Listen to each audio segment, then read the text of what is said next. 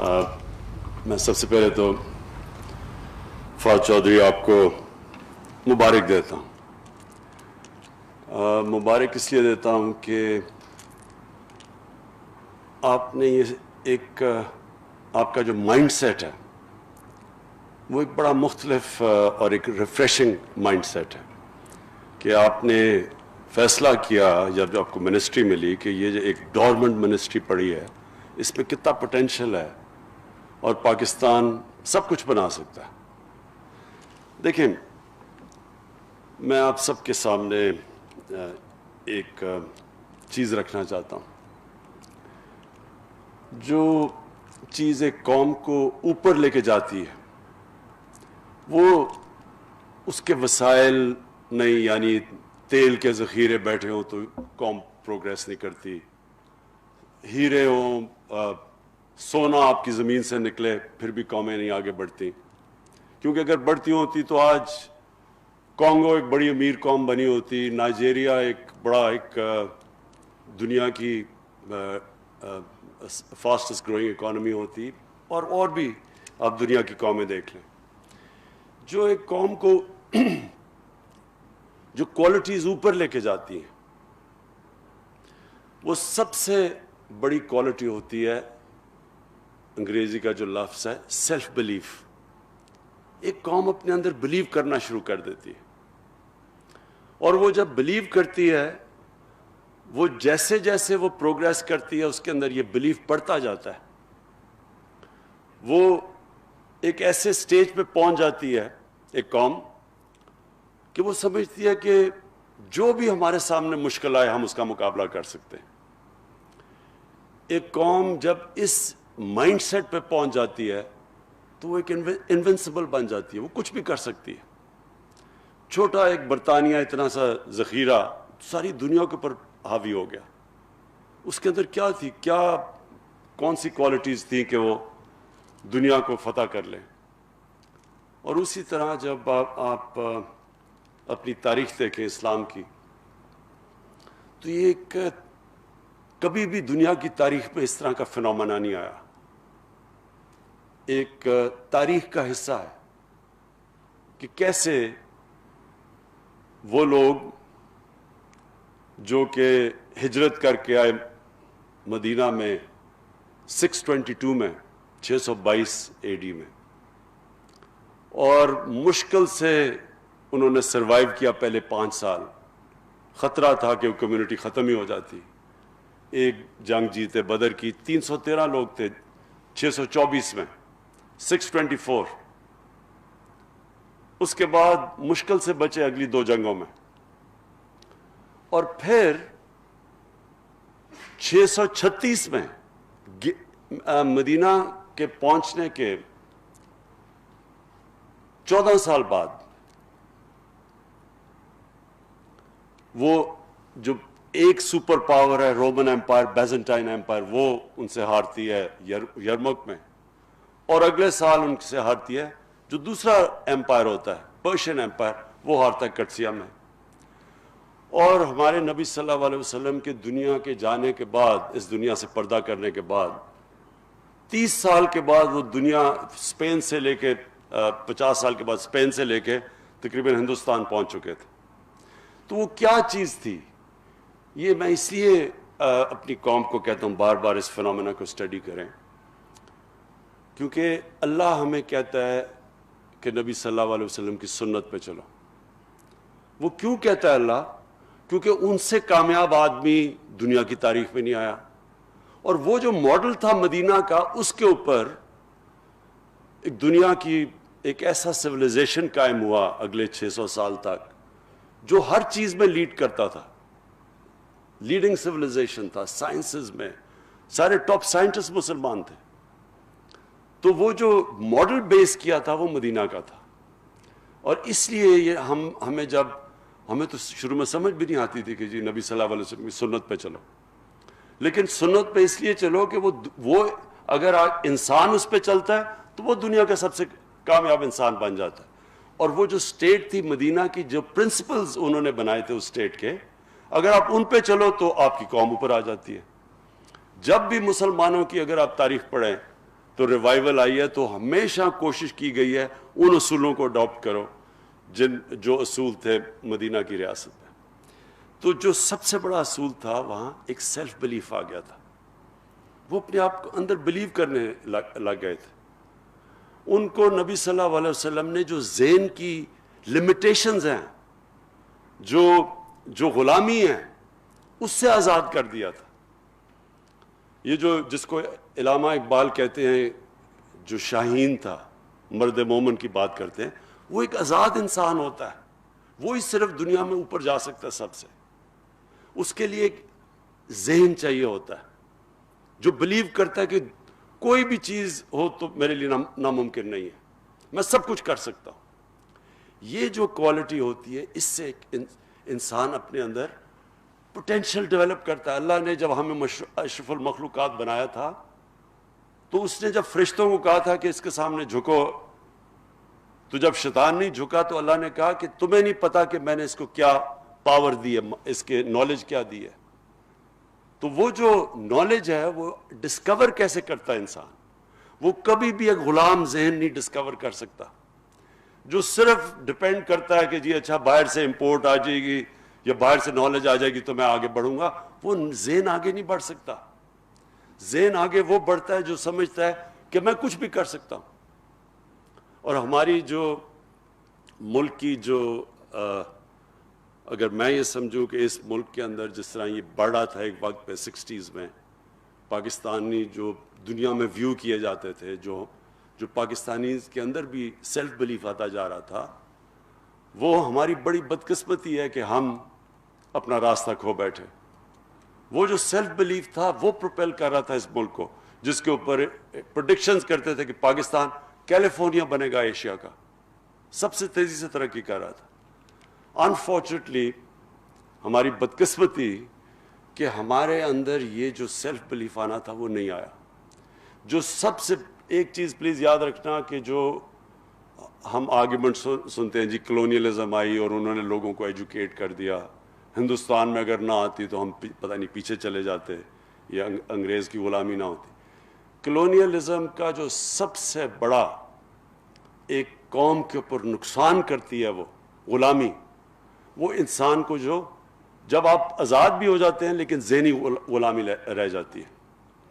میں جب پہلی دفعہ پاکستان ٹیم کے ساتھ انگلینڈ میں ٹیسٹ کھیلنے گیا, میں 18 سال کا تھا, تو مجھے یاد ہے ہمارے سینئر پلیئر ہمیں کہتے کہ دیکھیں انگریز سے جیتنا تو سوال ہی نہیں پیدا ہوتا, اگر ہم عزت سے ہار گئے تو ہماری یہی جیت ہوگی.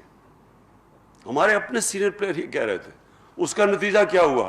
ہم جو میچ جیتنے لگتے تھے ہم وہ کہتے تھے, وہ ایکسپریشن آتا تھا کہ وی snatched defeat from the jaws of victory, کیونکہ ہم اپنے اندر ہی نہیں مانتے تھے کہ ہم جیت سکتے ہیں.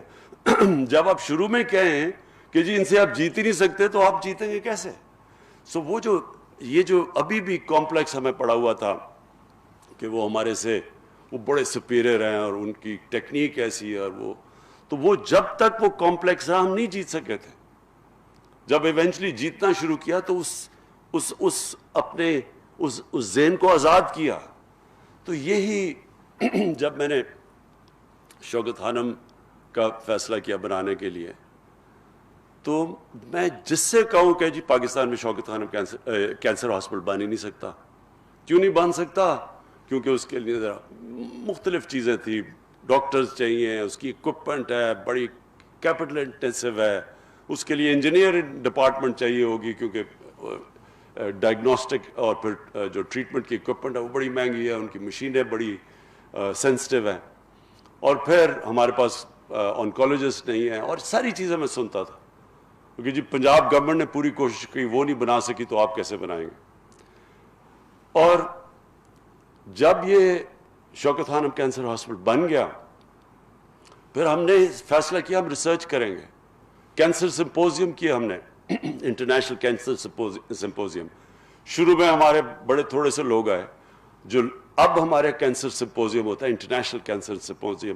کتنے ہیں فیصل؟ ہزاروں میں دنیا سے لوگ آتے ہیں, اور ہم پیپرز پبلش کرتے ہیں ہر سال جو کہ انٹرنیشنلی دنیا میں جاتے ہیں. کہنے کا میرا مقصد یہ ہے کہ یہ جو کرونا وائرس ہے اس نے 2-3 چیزیں ہمارے ملک میں سامنے لے کے آئی. ایک کہ اگر دنیا میں ڈیمانڈ ہو وینٹیلیٹرز کی تو ہر چیز آپ ضروری نہیں امپورٹ کر سکتے ہیں. اور اب سوچنا شروع کیا جس طرح فواد چودھری نے کہا کہ یہ کتنا مشکل تھا وینٹیلیٹر بنانا. ملک جو نیوکلیر ویپنز بنا سکتا ہے جس کے لیے وہ ٹیکنالوجی چاہیے تو اس کے لیے کتنا مشکل ہے. اور پھر باقی جتنے بھی سینیٹائزرز یہ ساری ڈس انفیکٹنٹس یہ یعنی 1 کروڑ کے لوگ عوام کیسے ہو سکتا ہے کہ ہم ہر چیز امپورٹ کرتے ہیں. بیکاز ہمارا جو مائنڈ سیٹ تھا اب تک وہ مائنڈ سیٹ سے ہم نہیں نکل پا رہے. ایک ڈپینڈنسی سنڈرم ہے کہ جو ہوگا جی وہ ہمارے سے آگے ہیں تو ان سے ہم وہ جو ہمیں نالج دیتے رہیں گے وہ ہم لیں گے. ہمارے اندر وہ سیلف بلیف نہیں آیا. اور ہم جو دوسری سیکنڈ نالج اکانومی کی طرف ہم نے کوئی پروگریس نہیں کیا کیونکہ تعلیم پہ نہیں پیسہ خرچ کیا, ریسرچ کے اوپر پیسہ نہیں خرچ کیا کیونکہ ہم یہ سوچا ہی نہیں کہ ہمارے اندر بھی کیپیسٹی ہے, ہم بھی انوینٹ کر سکتے ہیں, انوویٹ کر سکتے ہیں. ہمارے وہی پاکستانی یہاں سے باہر جاتے ہیں اور وہ ہر چیز میں ایکسل کرنا شروع کر دیتے ہیں. تو کیا وجہ ہے؟ اگر وہ سسٹم ملتا ہے جس سسٹم کے اندر ہمارے لوگ جا کے ایکسل کر سکتے ہیں تو وہ یہاں سسٹم ہم کیوں نہیں بنا سکتے؟ اور وہ اس لیے نہیں. اور مجھے افسوس سے یہ کہنا پڑتا ہے کہ ایک ہماری رولنگ ایلیٹ کے اندر یہ ایک کمپلیکس ڈپینڈنسی سنڈرم. ایک کرونا میں یہ ہمیں پتہ چلا کہ جناب اگر ساری دنیا میں ڈیمانڈ ہو ان چیزوں کی وینٹیلیٹرز وغیرہ کی تو ہم کچھ نہیں کر سکتے. تو ہمیں تب وہ کہتے ہیں نا necessity is the mother of invention. جب ہمیں مجبوری ہوئی تو ہم نے فیصلے کیے نا کہ ہم یہاں بنائیں گے. دوسری چیز کیا چیز سامنے آئی کہ آج ہماری رولنگ ایلیٹ ہمارے جو صاحب اقتدار ہیں اگر ہم چاہیں بھی تو ہم باہر علاج نہیں کروانے جا سکتے. نہیں تو چیک اپ بھی باہر کرواتے تھے جا کے. کھانسی ہوتی تھی تو سارے گورنمنٹ پبلک کے ایکسپینس کے اوپر اس ٹیکس پیئر کے پیسے کے اوپر باہر علاج ہوتا تھا سب کا. اسمبلی ممبرز بھاگے جا رہے ہیں علاج, منسٹرز جا رہے ہیں, پرائم منسٹرز ان کی ساری فیملی سب باہر علاج ہوتا تھا. آج وہ جا نہیں سکتے, وہاں زیادہ خطرہ ہے. تو اس سے دوسری چیز ہوئی کہ ہمیں اپنے ہسپتال ٹھیک کرنے ہیں, ہم نے اپنے ہسپتالوں کے اوپر انویسٹ کرنا ہے, ہم نے اپنی جو یہاں انفراسٹرکچر ہے میڈیکل انفراسٹرکچر ہمیں اس کے اوپر زور لگانا ہے کہ آگے کوئی اس طرح کی چیز آ جائے تو پھر کیا کریں گے. اور یہ جو سیکنڈ چیز ہے, جب تک کہ ہمارے ملک کے جس طرح میری طرح کے لوگ ہیں, ہمارے منسٹرز, ہم یہاں نہیں علاج کروائیں گے اپنا گورنمنٹ ہاسپٹلز میں, تب تک گورنمنٹ ہاسپٹلز نہیں ٹھیک ہوں گے. یہی گورنمنٹ ہاسپٹلز ہماری آنکھوں کے سامنے ڈیٹیریٹ ہوئے ہیں. میں پیدا ہوا تھا میو ہاسپٹل میں, میری ساری بہنیں پیدا ہوئی تھی. شروع میں جب بھی کوئی کھیلتے ہوئے کوئی چوٹ لگتی تھی ٹانکے لگانے میو ہاسپٹل جایا کرتے تھے. اور اب پیسے والے لوگ سوچتے بھی نہیں گورنمنٹ ہاسپٹل میں جانے کا. پرائیویٹ ہاسپٹلز, اور صرف پرائیویٹ ہاسپٹلز میں اگر اچھا علاج کروانا ہے وہاں کرواؤ, غریبوں کے لیے گورنمنٹ ہاسپٹلز. اور یہ پھر تیسری چیز سامنے آئی ہے, کرونا کی تیسری چیز کیا سامنے آئی ہے. اب تک یہ ہوتا رہا کہ جناب گندا پانی پینے کی بیماریوں سے بچے مر رہے ہیں, غریب کا بچہ مرتا ہے, کسی کو فکر ہی نہیں ہے. ہیپاٹائٹس سی ایپیڈیمک بن چکا ہے پاکستان میں, لیکن زیادہ تر غریب کے لوگ ہیں, غریب لوگ ہیں, کوئی فکر ہی نہیں ہے. میل نیوٹریشن 25% بچوں کو ہے, فکر نہیں غریب کا بچہ ہے. 40% پاکستان کے اندر سٹنٹڈ گروتھ ہے, کسی کو فکر ہی نہیں ہے کیونکہ غریب لوگ ہیں. اب یہ مشکل آ گئی ہے کہ کرونا نہ امیر نہ غریب میں فرق ہی نہیں کرتا. آپ اگر یہ سمجھتے ہیں کہ صرف امیروں کی لاک ڈاؤن اناؤنس کر دیا, جی جلدی سے فوری لاک ڈاؤن اناؤنس کر دیا, سوچا ہی نہیں کہ وہ بیچارہ دیہڑی دار وہ غریب آدمی, وہ رکشے والا, وہ جو بیچارہ سارا دن محنت کر کے آ کے اپنے بچوں کا پیٹ پالتا ہے, اس کا کیا بنے گا؟ نہیں, امیروں نے سوچا اچھا جی 2-3 یہ امیروں کو بھی آتا, تو ایک دم سارا ایک ایلیٹ نے فیصلہ کر لیا سارے ملک کے لیے, سوچا نہیں کسی کا. ہندوستان نے تو ہمارے سے بھی زیادہ, جتنا وہ جو ان کا اسٹرانگ مین نریندر موڈی ہے, کہتا ہے جی اس کا 50 انچ کا چیسٹ ہے, وہ اتنا ڈرپوک نکلا ایک دم اس نے سارا بند کر دیا. بیچارے لوگ 200 میل چل کے جا رہے ہیں, غریب لوگ تھے ہندوستان میں, سوچا ہی نہیں کہ عام آدمی کی زندگی کیا ہوگی. یہ تو ہمارا جو اب ہمیں کیا نظر آیا کہ اگر آپ غریبوں کی بستیوں کا دھیان نہیں رکھیں گے تو کرونا اگر غریبوں کی بستیوں میں پھیلے گی, وہ پھر امیروں کی بستیوں میں بھی چلی جائے گی. وہ ریسٹرکٹڈ نہیں ہے. سنگاپور نے کیا کیا, انہوں نے بڑا زبردست لاک ڈاؤن کر دیا, اور جناب کرو ان کی فلیٹ ہو گئی. اس کے بعد لاک ڈاؤن کھولا, ایک دم کرونا پھر پھیل گئی. کیوں پھیل گئی؟ کیونکہ وہ جو سب سے ان کے غریب امیگرنٹ ورکرز تھے, جو 6-6 7-7 ایک کمرے میں تھے, ان کی انہوں نے فکر نہیں کی جب لاک ڈاؤن کیا ہوا تھا, تو ان کے اندر سے وہ پھیل گئی ساری, پھر سے ان کو اب لاک ڈاؤن کرنا پڑا. تو اس لیے ہمیں بھی جب فیصلے کریں گے پاکستان کے اب سے, تو ہمیں یہ بھی سوچنا پڑے گا کہ اس ملک کا وہ طبقہ جو کمزور طبقہ ہے, جو کچی بستیوں میں ہے, جو ہر روز فیس کرتا ہے, ہر دوسرے دن موت دیکھتا ہے, اس کے بچوں کا دیکھتا ہے کہ حال کے گندے پانی کی بیماریوں سے بچے مر رہے ہیں, یا وہ دیکھتا ہے کہ یہ ہیپاٹائٹس سی ہر جگہ پھیلی ہوئی ہے, لیور خراب ہو رہے ہیں, جلدی مر رہے ہیں.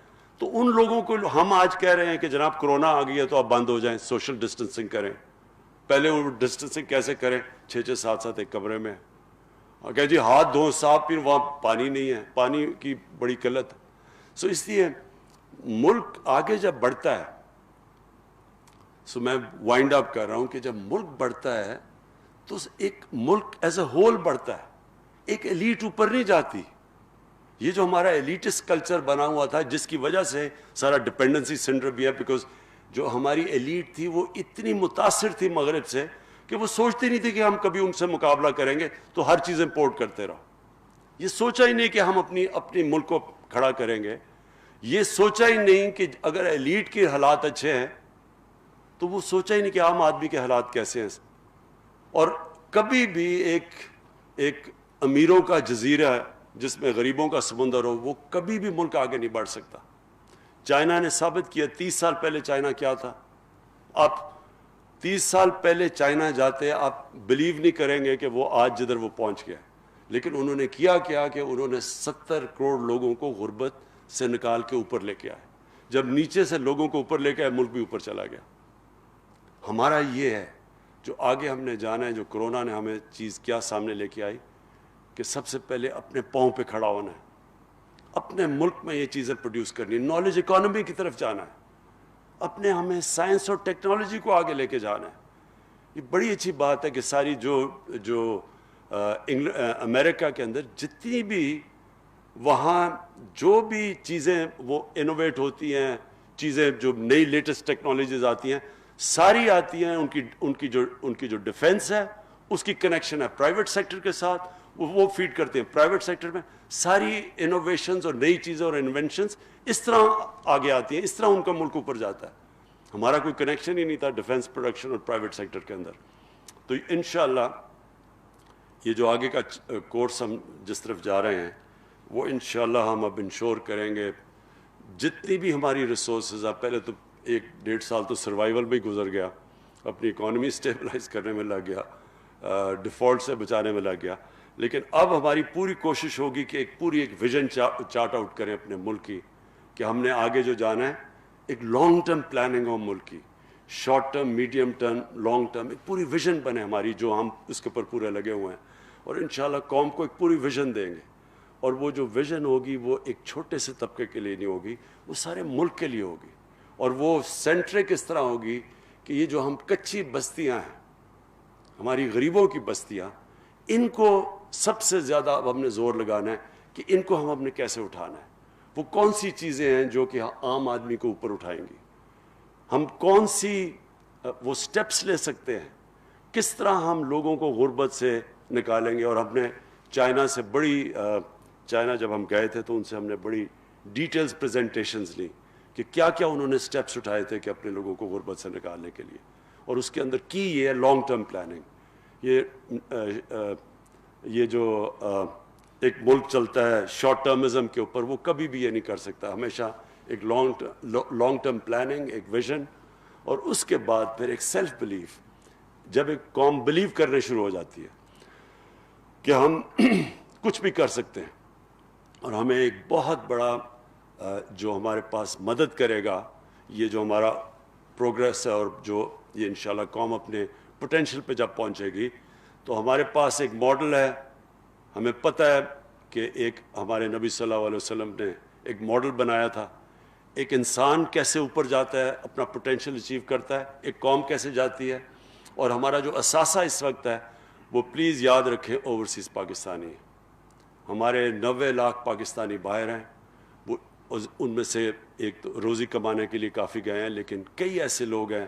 ہمارا جو بیسٹ ٹیلنٹ تھا, کیونکہ ہم نے ایک سسٹم میں میرٹ نہیں رکھی, ایک سسٹم جو میرٹ کو ڈسکریج کرتا تھا, ہمارا جو بیسٹ ٹیلنٹ ہے وہ آخر میں ملک سے باہر گیا, اور وہ ہر فیلڈ میں ایکسیل کرتے ہیں. سو ہم جیسے جیسے اپنے سسٹمز ٹھیک کرتے رہیں گے, ہمارے پاس یہ ٹیلنٹ واپس آنا چاہتا ہے, وہ واپس آئے گا.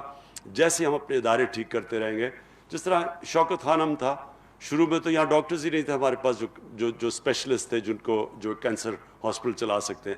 لیکن جیسے ہی انہوں نے دیکھا کہ انسٹیٹیوشن بن گئی ہے جو میرٹ میں چلتی ہے, جس کے اندر ایک قانون ہے, رول آف لا ہے اپنے انسٹیٹیوشن کا, اور آہستہ آہستہ سارے ہمارے جو تقریباً ڈاکٹرز ہیں, جو ٹاپ کوالٹی پروفیشنل, سب باہر سے آئے ہیں, باہر پاکستانی جو باہر سے آئے ہیں. آپ اگر مڈل ایسٹ میں چلے جائیں اور ان کا کوئی بھی اسپیشلسٹ کینسر ہاسپٹل میں جائیں, وہاں مشکل سے ان کے جو لوکلز ہیں وہ 4 یا 5% ہیں.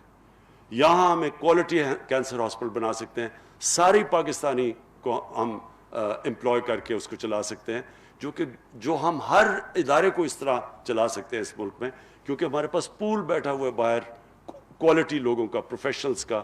اور جب بھی جیسے جیسے سسٹمز ٹھیک ہوتے جائیں گے, انشاءاللہ وہ واپس آتے آئیں گے. میں آخر میں فواد چودھری آپ کو پھر سے, زبیدہ آپ کو میں یہ خراج تحسین پیش کرتا ہوں کہ آپ نے ایک بڑا بولڈ سٹیپس لیے ہیں, اور یہ جو آپ نے چیزیں یہاں لوکلی پروڈیوس کرنا شروع کیا ہے اور ایکسپورٹس کا سوچا, یہ بڑا زبردست ایک یہ وے فارورڈ ہے. یہ ہے جو میری نظر میں نیا پاکستان ہے. Thank you.